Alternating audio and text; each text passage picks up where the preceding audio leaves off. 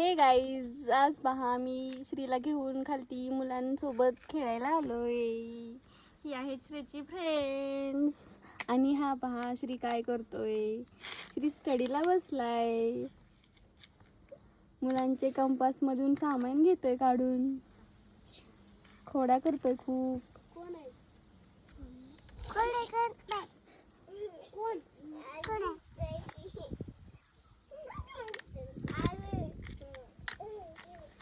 Shri drawing काढतोय. श्री काय करतोयस. काय करतोय श्री. हे घे ह्याच्यावरती.